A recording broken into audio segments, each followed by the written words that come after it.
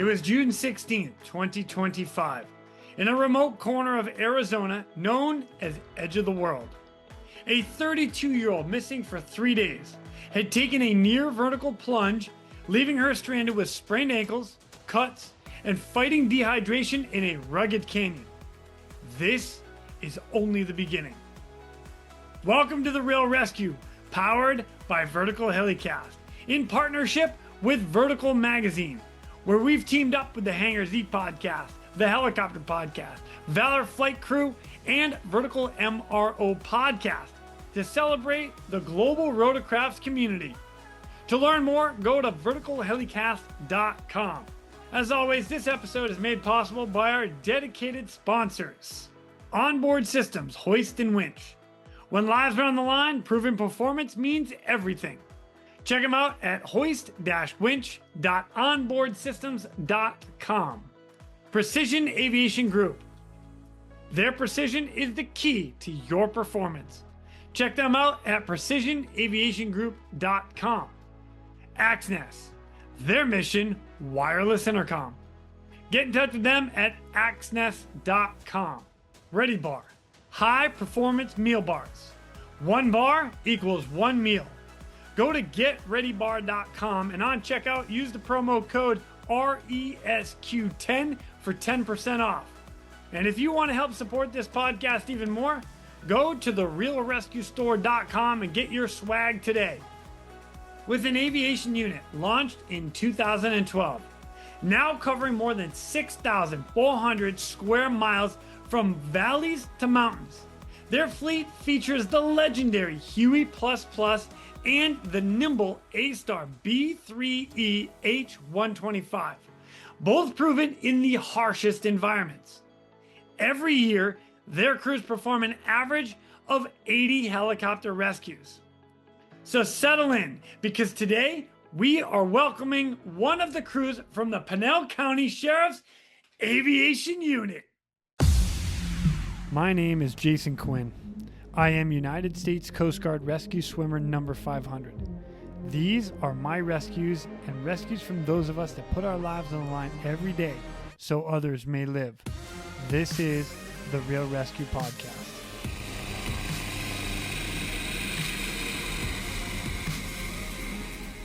Ladies and gentlemen, welcome back to the Real ResQ. I am pumped to have you guys here because we said it in the end of the last episode. Jeff Love, we are back to share another story, but he's got the entire crew with the Pinal County Sheriff's Office with us. What's up, gentlemen? What's going on? Another day in paradise for me, man. I'm pretty psyched to hear this rescue, but let me introduce everybody real quick. So again, coming back to us, Jeff Love, you were the PIC in this mission. We've got Dan Fowler. He was the SIC of this mission. We've got Sergio Nino. He was the systems operator that day. We got Ali Martinez. He was a rescue specialist that day. And as a backup rescue specialist, or let's see, what did you guys call him? Dead weight? Oh, that's messed up, man. That's messed up. I can't believe I just threw that out there already. That's terrible. I just can't do it. It's better than what we got. It's Dan Campbell. What's up, guys? So one of the cool things about this, which I'm really excited about, is again, Jeff, you and I were talking about it, but this all came up. You guys had it on Instagram, you had it on YouTube. It made a whole bunch of headlines, and I'm going to play a whole bunch of clips here just to kind of hear it through. A 32-year-old woman who was rescued near Sedona after being missing for 3 days is recovering now with her parents. 12 News journalist William Pitts is in Sedona, where that woman's parents are, of course, thankful to have her home and safe. Well, this happened in a really rugged part of the wilderness on the other side of the Red Rocks. You can see some of it between some of those Red Rocks right there. Now, Janelle Banda is out of the hospital after an overnight stay. Her dad tells me there's a lot of healing left to do, but somehow she made it out of that area with very few injuries. Now, the Pinal County Sheriff's Office gave us this video of Janelle's rescue yesterday. It was in such a remote and difficult place to reach that even the DPS helicopter couldn't pull Janelle out of the canyon she'd fallen into. So Pinal County's Super Huey came up around sunset, lowered a rescuer on a harness down, and then pulled them both out. Search and rescue crews have been looking for Janelle since about 10:30 Friday night when they got a call she was missing from her campsite near a place called Edge of the World. We talked to her dad last night at the hospital. He says he thinks it's pure luck she didn't fall a lot farther. One of those very rough bushes, very dense vegetation that there is there, was able to hold her body. Otherwise, she would have just fall all the way down. David says Janelle made it out with no broken bones, only a lot of cuts and bruises. They say they're not ready to talk yet. There's a lot of medical and law enforcement hoops still to jump through. But David says he thinks it's a miracle that Janelle is safe after a fall like that. In Sedona, William Pitts, 12 News. Missing camper miraculously found alive and safe days after she wandered away from her campsite and apparently fell into a canyon. And this happened in Coconino County, and that is what's known as the edge of the world, that area where she was. Fox 10's Nicole Christine joining us live in studio now with reaction from her family to the story. Well, Janelle's sister Sarah tells me today has been like rewiring your brain in the best way. The family went from praying for the best these past few days, but preparing for the worst, to now just counting down the minutes until they're reunited with Janelle. It's a lot. It's so heavy, but it's now a good heavy. The family of Janelle Banda sharing feelings of relief and joy after hearing she's been found alive and safe 3 days after she vanished in the Coconino County wilderness. Janelle was camping with her father David last week near the Edge of the World Trail, and for unknown reasons, she wandered from the campsite Friday night. Her disappearance leading to a desperate search, her parents sharing their anguish over the unknown in an interview with Fox 10 on Sunday. Piece of your heart, piece of your life that is missing, and we cannot wait to get it back. Sarah saying the family kept the faith even as the days started to pass.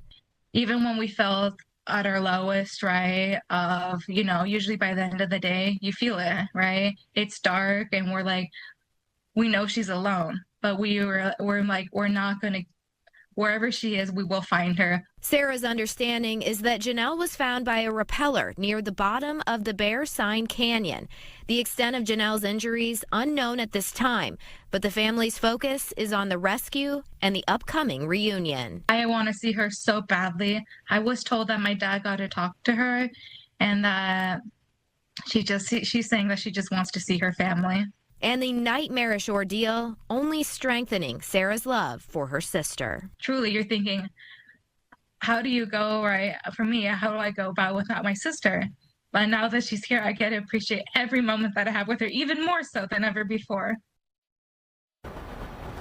And there are still a lot of details we're working to find out, including just how far Janelle actually fell, the extent of her injuries, and the details of how she was found. The family, though, sharing their gratitude for the prayers and various offers to help this search. We'll continue to follow this developing story. For now, reporting live in studio, Nicole Christine, Fox 10 News.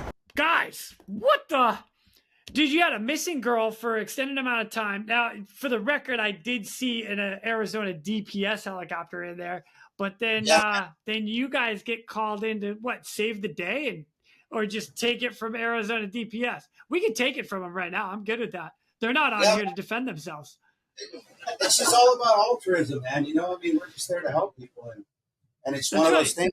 It doesn't matter who gets the glory. At the end of the day, the whole key is how fast can we get the victims out of the situations they're in. That was really nice and very polite of you to say. I'm proud of you. Really, you've grown in the last 24 hours. I'm just playing. I'm playing. Man, I know. I respect that, and I believe that. So I'll tell you what. If you guys, let's just get right into it, man. Jeff, how did this call come about and you guys get involved? Because it got pretty technical once you guys got into it. So how did it start? Yeah, so I found out that they, the guys up north had been working that call for a couple of days. And Arizona's kind of neat in how it works in the aspect of search and rescue. So it's state law in Arizona that all of the sheriffs are responsible for conducting search and rescue missions within their own counties. So with that being said, at any point, if another county ask for or request help from another county, they may go to that county to help out for search and rescue missions. So with that being said, those guys had been working this call for several days. So I reached out to them to ask if there was anything that we could do to help out, whether searching or whatever the case may be. And during that phone call, they had mentioned that They were trying to get this girl out. They had DPS coming back that evening due to the high winds and the temperatures to conduct a hoist. But in the meantime, they were bringing rope teams in to be able to set up rope systems to be able to get this female out. I then offered our assistants to be able to fly up there and help out. So I called us back to the hangar, and at that time we launched to go help them out. Right on. Okay. How far of a flight to get on scene? It's an hour and 6 minutes north of where we're located. In a school bus. That's in a school bus, though, too, the Huey. So 100 knots, 112 knots going up there. So just pop it through. Pop, pop, pop. Yeah, pop. man. Dude, I love that. I love that aircraft so much. It's awesome. All right. So you guys, as you're getting up there, I imagine DPS is kind of filling you in on all the like on scene and what's going on. No, so that was the Coconino County Sheriff's Office. Paul Clifton and Aaron Dick were the coordinators for that call, and they were the ones filling me in via text message or phone call while we were en route and prior to us leaving. Gave us the whole brief, gave us the location, told us that the DA was pretty high as we were en route. Just kept filling us in as needed. Got it. All right. So now what are you learning about this individual that's been missing? Is she injured or just lost, or what's going on? So all we knew up to the point of launching was that she had been missing for approximately 3 days and fell approximately 150 feet down this cliff area to where she was at on this little like ledge thing. I can't really describe the ledge to you because I didn't see it, but that's all we knew as far as prior to launching. Now, is this in the canyon or is this on the side of it, just like outside of a cliff area? So it's like an offshoot. It's like a little slot. It's a box canyon if you want to be tactical, or a dead end canyon. Yeah, it was a little dead end or box canyon depending on where you're from. All right. Next question is: you get into once you start getting up there, do you have enough gas where you can go in, execute the rescue, and leave, or did you have to land to get fuel to then go in? Well, so my plan was before we left, I did some calcs real quick, some public math, and I figured out that when we got up there, I wanted to do the hoist when we did it right around 100 gallons left of fuel, because it would keep us light. With all of us being small guys, it would keep us light. And I knew we had enough fuel because we were only 8 miles north of the airport at that point. So 100 gallons would give me all the power I needed. I would have zero power concerns. The DA was 8,000 feet. I knew at 100 gallons we had no power concerns per the charts. And that would give us enough fuel to do all the rescue stuff that we needed and then get back down to the airport with the victim. Okay. So it sounds like cut and dry, pretty relative, easy, or no, I won't use the word easy, but routine, almost routine training and routine hoist. Yeah. It's like we talked about yesterday though, Jason. It's one of those things where if you're constantly training and constantly putting yourselves in different situations all the time, you get to those situations. The only main factors are going to change are A, the weather, and B, the RS's situation on the ground. Let's get into you roll up on scene. Like, what are you flying into? We got on scene and we came overhead to do our checklist 3, and we see their flashlight and we all went quiet because we're looking down and we all just went quiet because we looked at where they were and I'm like, in my head, I'm like, I don't think we can fit. But I'm like, the helicopter will not fit in the canyon areas to where they're at. 48-foot rotor disc is going to fit. So I'm like, well, keep going with your checklist. So we go through the checklist. And then I'm like, well, the only way we're going to fit or know we're going to fit is we have to get down there and play with the terrain. We got to play with the winds. We got to play with the terrain. And then if we're all comfortable, we'll go live with it, And if we fit, we fit. But if we're not comfortable, we're not going to keep pressing. But yeah, I think when we got overhead, all of us were kind of like, oh, shit.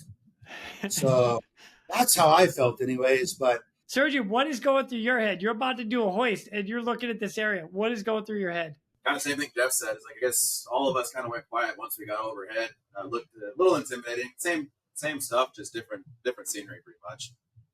But got a little intimidating once we got there. But we were all, once it kind of clicked in, it was time to work. So Jeff was able to get down in there and we got it done.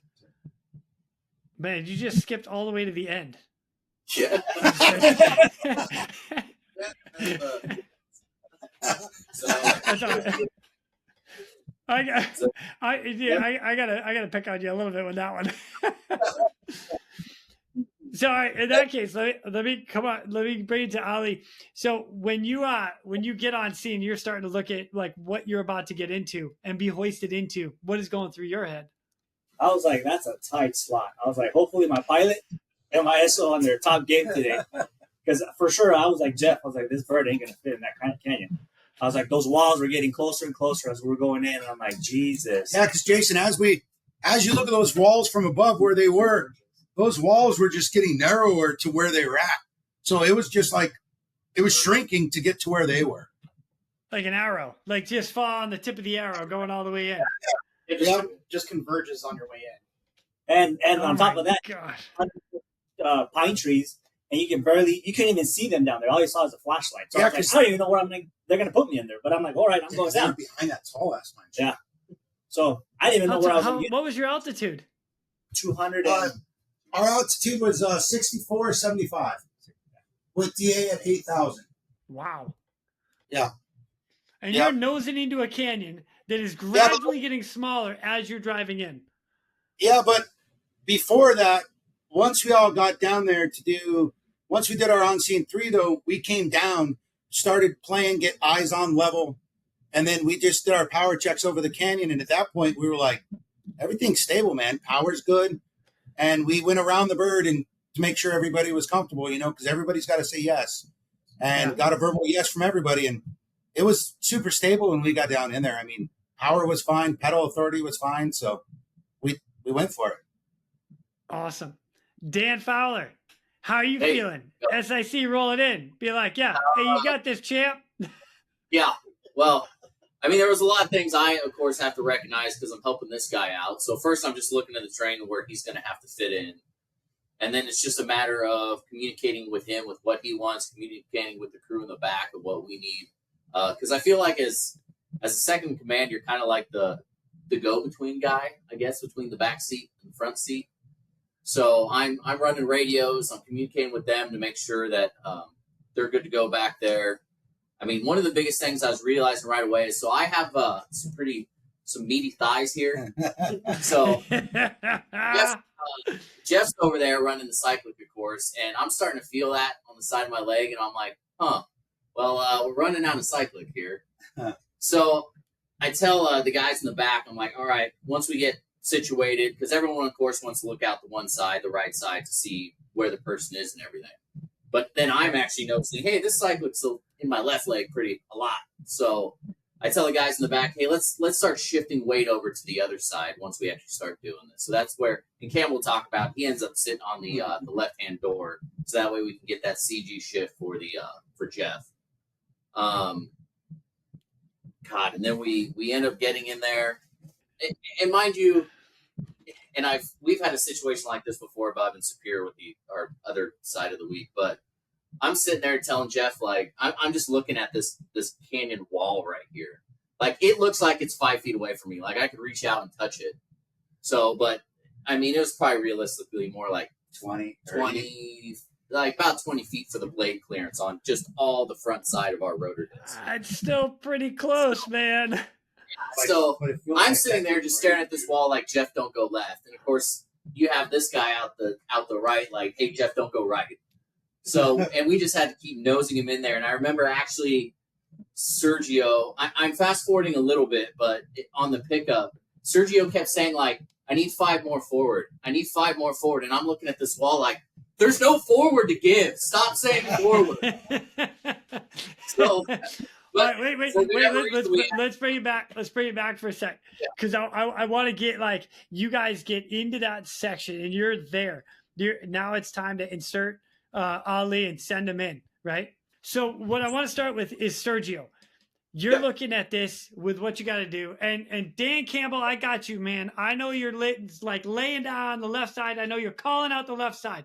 You know what? Let me hear it from you. Were you calling out the left side the whole time? So the way it works out, we don't really generally have like assigned seating for that day. Like when we get on the helicopter, it's just like whoever gets in, that's your spot. That's where it's going to go. we didn't know exactly what this is going to entail. There's a little bit of conflicting information when we're going out. So we're being told that she's been down for 3 days. We don't know the extent of injuries and some other information, but they saying that she's ambulatory, but that doesn't make sense for someone who's been down for 3 days. So when we go, we're thinking, okay, you're going to have 2 RSs. That generally works out really good for us. If we have to do someone that's non-ambulatory, we have to go up in a pet bag, we might have to tagline. So you're thinking you might have to send 2 out. In this situation, we only had to send the 1. Thankfully, I mean, probably might have been questioning his seat choice that day after we got on scene and saw that flashlight into this dark canyon that's covered in trees. And canyons aren't something that's unfamiliar to us. We do canyons quite often. We just don't do canyons and trees. So that was new. And I think a little bit. And when they say it got quiet, that helicopter's never quiet. There's always some type of communication going on. Always. And that was probably the quietest I've ever heard it, is the second that flashlight popped up and we saw it next canyon. I was like, oh God. And we go through, we do our checklist 3, we go through it, and then I call up the vote. It's an all for go, 1 for no. And everybody was like, yep, let's get it. Let's go. No one else is going to be able to. The alternative at this point is we're thinking, because if we're not able to do it, no one else is going to be able to do it. And even if the power were to get better or the winds were to get better for DPS to be able to do it, they would now have to be doing it at night. And I don't know that gets any better for them. So the alternative is them trying to get this person that's already been down for 3 days up via a rope system, which from our perspective looked hellacious. Probably would have been taking another day or so. I mean, I got to give absolute props to the individuals that founded the canyoneering group, because just finding someone in this location when, based on the information we have, she wasn't even all that helpful in getting her own rescue, it is pretty impressive that they were actually able to even find her. And then them having to work a rope system to try to get her out would probably would have taken an entire another day. So they would have had to be responding to more people down. I don't know that it's any safer, especially because they would have been having to do that at night. So I think all of us kind of made the decision, like, hey, if we're not able to get this done, it may not get done, because we don't know her exact condition. We see that flashlight down there, though, and like I said, that was like kind of like a deafening quiet thing. Like, I don't even know if I could hear the helicopter at that point. It's like, oh God. like because I can't even see people at this point. We're flying over. I never even saw any of the rescuers on the ground. It was that dense in there. And I know Ollie's got to go out, and it's just sweep the seats. And I think I looked at him like, "You good?" He's like, "Yeah, I'm good." Okay, I'm like, "All right," because I mean, of course he was. Look at him. He's like good right now. He's like, "Put me in, coach." Oh, I can't. I'm broken. Yeah. Oh, jeez, oh man, are you freaking kidding me right now? We're gonna divert real quick to thank our sponsors. Whether your mission is saving lives or servicing high-value assets, Onboard Systems Hoist stays ready to assist. Features such as single-point payout reduce the potential for hoist-induced load swings, enhancing overall safety. For more information, go to hoist-winch.onboardsystems.com. Axnis. The Axnis PNG wireless ICS system delivers cutting-edge wireless ICS technology to any aircraft. As a fully integrated system, or as a carry-on, carry-off mobile base station, the PNG wireless system is the right solution for any mission. And Precision Aviation Group. Mission-critical operators and fleet managers rely on Precision Aviation Group as a worldwide leading rotor and fixed-wing MRO provider. PAG provides tip-to-tail solutions in 4 MRO segments: avionics, components, engines, and manufacturing DER services. A single point of contact gives you access to over 150 million in inventory, globally 24/7. Just call 800-537-2778. Precision Aviation Group. Others sell parts. We sell support.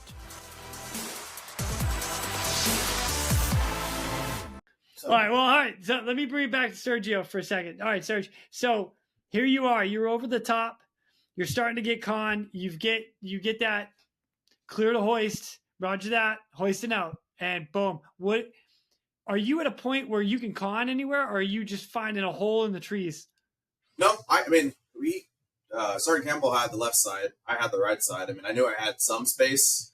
I was thinking about 15 to 20 feet. Ollie can speak on it once he gets to that point, but he said we had pretty good clearance once we got down to the bottom. We can actually see up towards us. But I had some room to play. I was giving Jeff the cons to go. Like I said, Dan had said I need a little bit more to get to them, get that hook in his hand to pick up, to do the pickup on them. So I thought I had plenty of room or enough room. Jeff's hover was completely stable. I had, full confidence in it. I wasn't worried about any of that. So I knew whatever cons I give them would be good.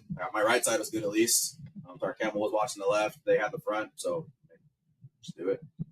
So for you, it was just easy. All right. Well, I'm not saying coming to you, but all right. but So it was, we'll call it money. How's that? It was money. Jason, I think by the comment of saying it's easy, I think what it boils down to is like we don't rotate crews, right? Like our crews stay the same every week. So we get so used to each other and we get so used to just the voice of each other.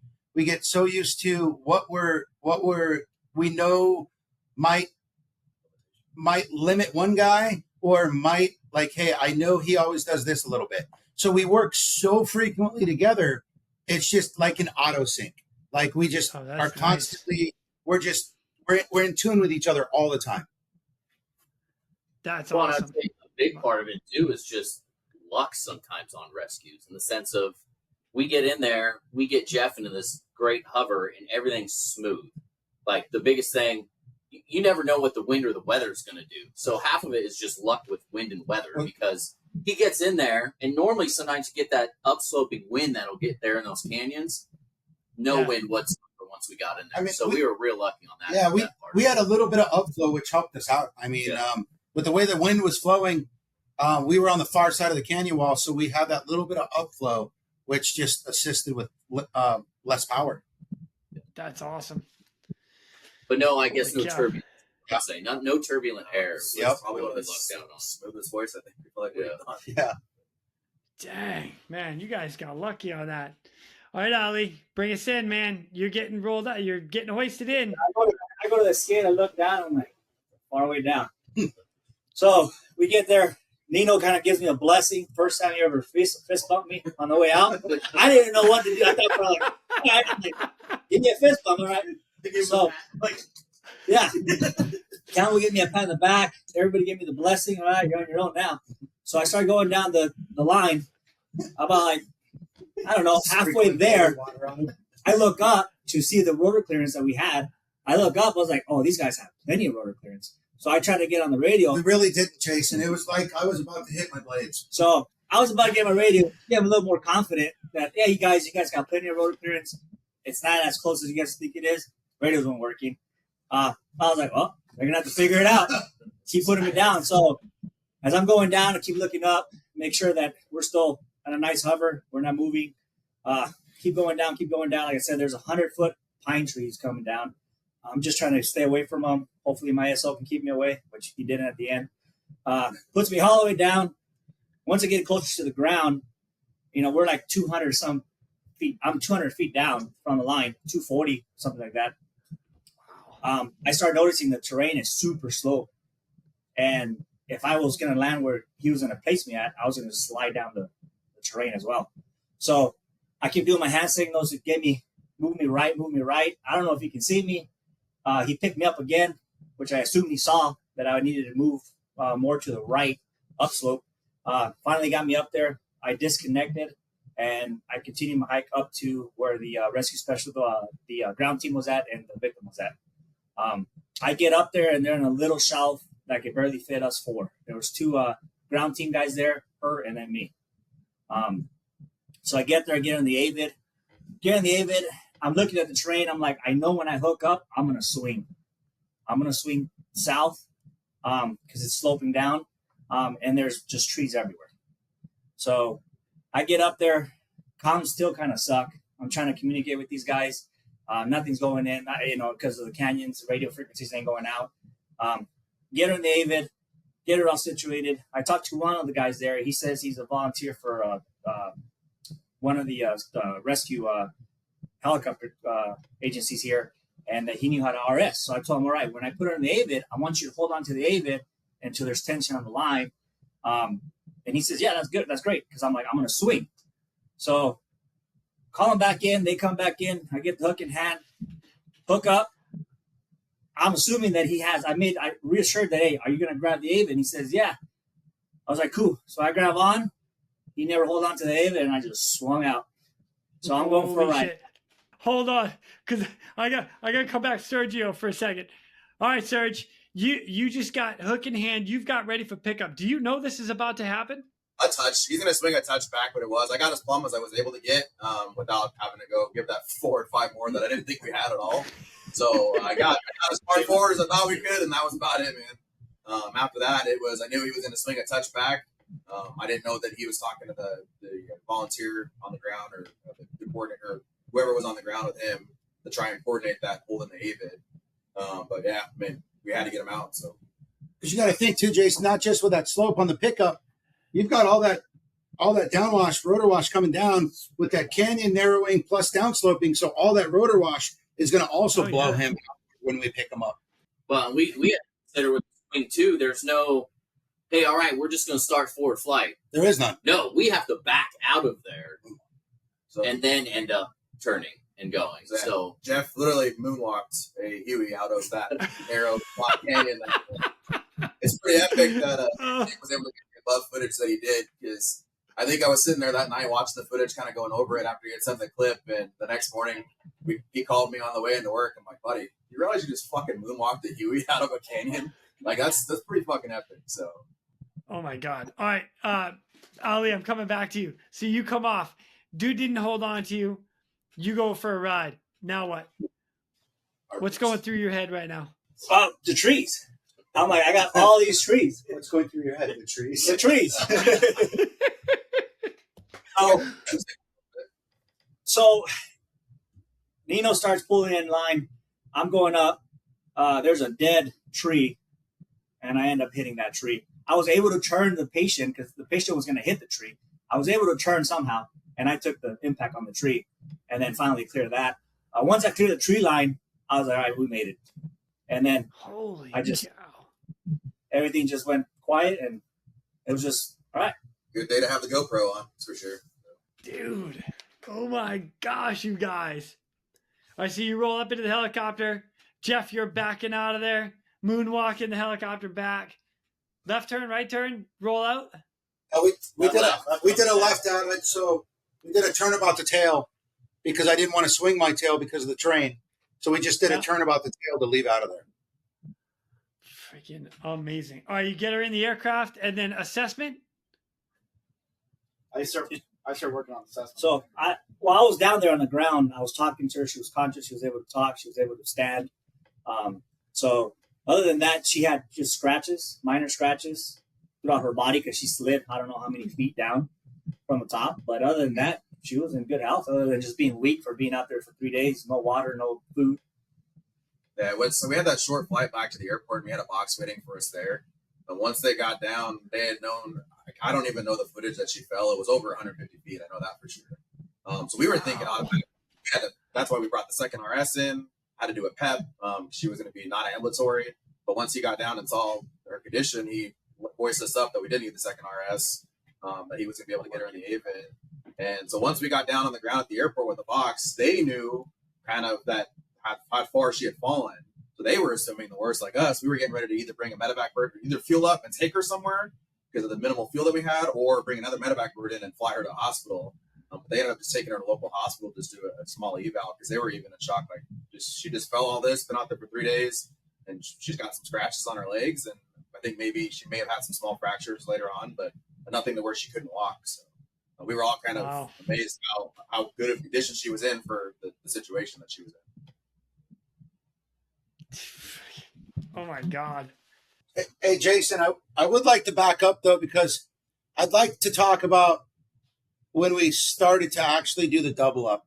And I would like you to ask Fowler his perspectives during the double up, because I'll throw Fowler did phenomenal on this call on my left seat, man. Like, he had a check ride coming up on that Thursday afterwards. And so like this call was fantastic for him. And his main job I was concerned about was the left side that I thought our blades were hitting, but calling out my power for me the whole time. But I want you to ask him his experience on the double up. Dave Fowler, double up experience. Hit me. So we already talked about, losing a little bit of that left cyclic. And in my mind, I'm thinking, all right, we're about to do the pickup. We're about to add 2 more people an extra person to the aircraft, meaning more weight on the right side. I knew Jeff was going to start running out of cyclic. I've already got left door open. I'm already out the left door to help the seat. So the way the Huey's configured, you have a little bit less room on where the collective is in your leg on the left side. So I knew I didn't want Jeff to run out of cyclic on this pickup. So I did what I've done before is I did some SAR yoga. So right before the pickup, and you can see it in the video. If you look close enough, you can the high video where we're back now, you can see it. I literally have my leg up in the window of the Huey so he can get the full cyclic movement. So I'm doing some yoga in the front seat. We're picking this girl up, and then we end up getting out. And I end up putting my leg down once we're clearing out of there. So, but, yeah, I did a little bit of stretch. This stuff up, man. That's amazing. I mean, honestly, once we were clear terrain, it was so smooth. There was no pendulum with the hoist. There was no spin going on. The hoist is still coming up as we're backing out of the canyon. He's turning about to tell. I'm calling his left side, and it everything's happening all at kind of the same time. And it was after we cleared terrain, like butter. It was smooth. Yep. Dude, you guys, freaking phenomenal. Well done. And again, the footage is incredible. Really is. But I think the biggest takeaway on this whole thing, though, is, everybody has to be in sync. It's got to be teamwork. And, one of the biggest shout outs for us is the amount that we train together, the amount that we work together. We see each other more than we see our families because our work week's 8 days, our days off are only 6, And these kind of things don't happen without that teamwork. They don't happen without our amazing maintenance program that we have because, our birds are never down. And it goes to us, how we treat our helicopters, and B, how our maintenance maintains them. So, I feel like people don't give a shout out enough to their maintenance programs either because, without them, we don't fly. You'll come out here and a lot of people will actually make comments about, these are the cleanest helicopters I've ever seen. You can eat off the floors. We make sure the insides, you'll look at our rotor system, instead of grease being slung all over the place, we make sure that thing's clean every single day. So we maintain some clean aircraft. That is fantastic, you guys. Like I said, I'm happy that I get to hear this story directly from you guys. Just talking to Jeff the last time. It's incredible what you guys do. Go ahead, Dan. It comes from an agency that supports what we do. They support our mission. They support what we have to do. They have an understanding of our mission, what our goals are, and we're supported. Our current sheriff was a search and rescue guy, so we get that support.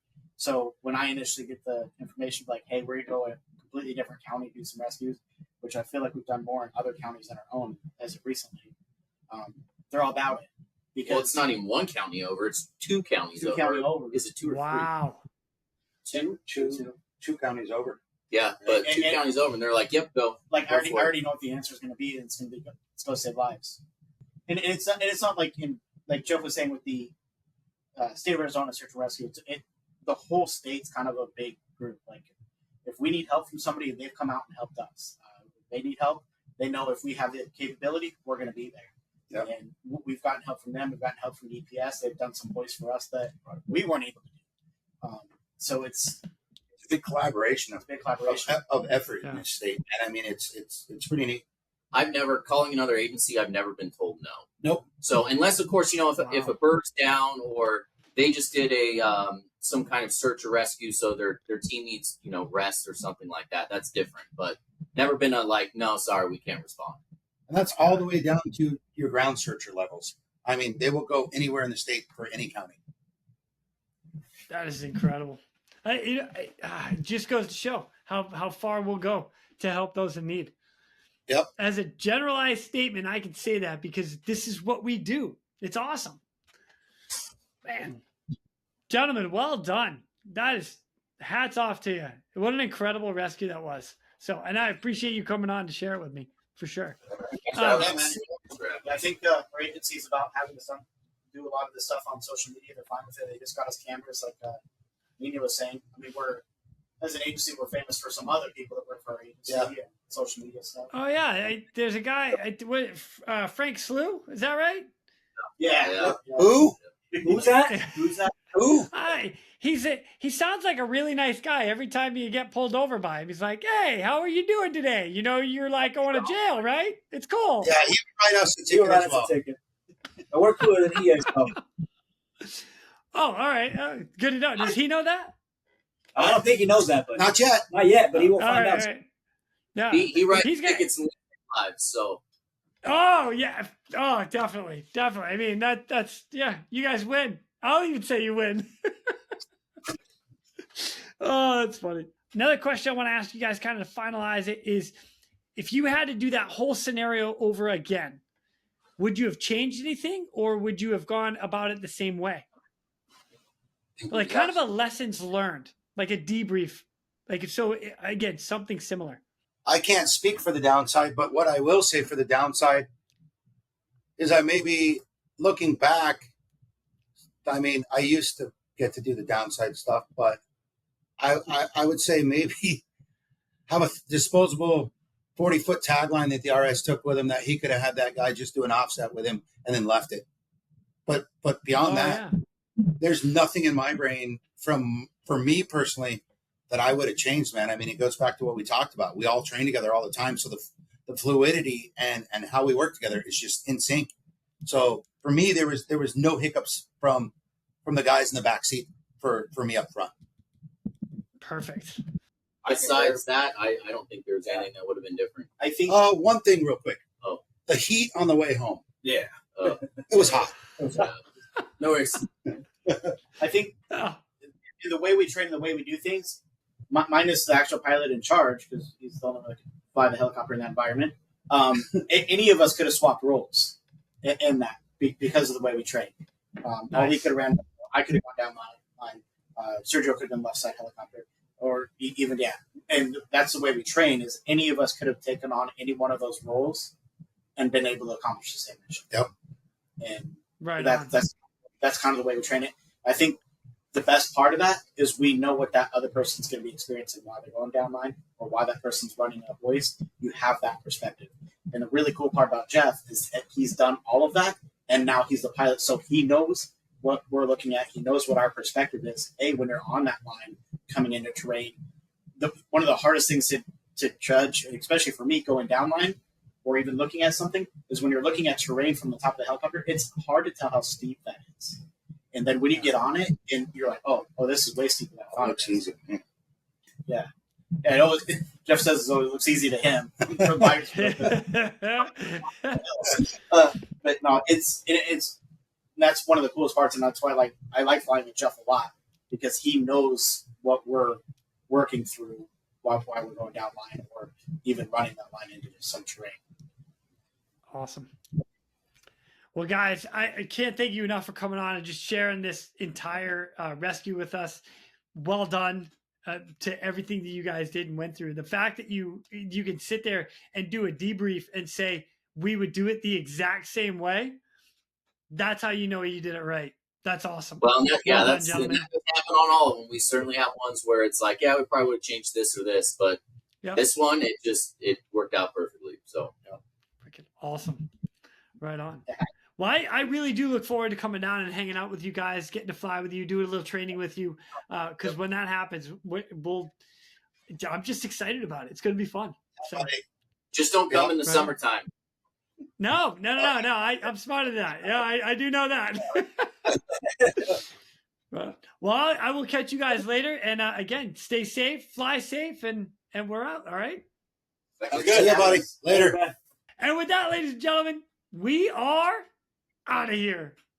Go. Now it's time for me to pull chocks and take off. But before I go, I'm always looking for the memorable rescues that people have done. If you have one that you're willing to share or know somebody who has a story, please feel free to reach out to me. I'd love to highlight it here at the Real ResQ. For everybody that is standing by for that SAR alarm, remember, those in distress are praying for a miracle. they're going to get you. So until next time, fly safe and swim hard. Thank you for joining me today here at the Real ResQ Podcast, powered by Vertical Helicast. We'd also like to say thank you to our sponsors for this episode. Axnis. The Axnis PNG wireless ICS system delivers cutting-edge wireless ICS technology to any aircraft. As a fully integrated system or as a carry-on, carry-off mobile base station, the PNG wireless system is the right solution for any mission. Whether your mission is saving lives or servicing high-value assets, Onboard Systems Hoist stays ready to assist. Features such as single-point payout reduce the potential for hoist-induced load swings, enhancing overall safety. For more information, go to hoist-winch.onboardsystems.com. And Precision Aviation Group.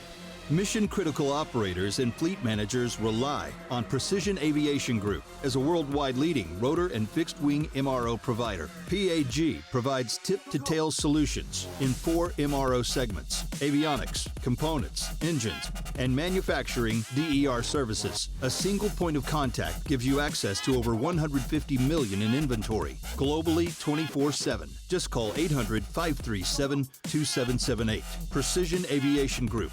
Others sell parts. We sell support.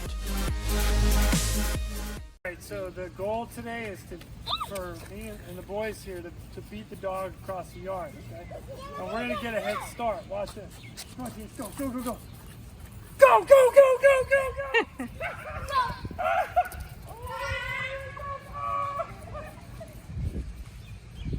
Who's having more fun, Jason or Chase?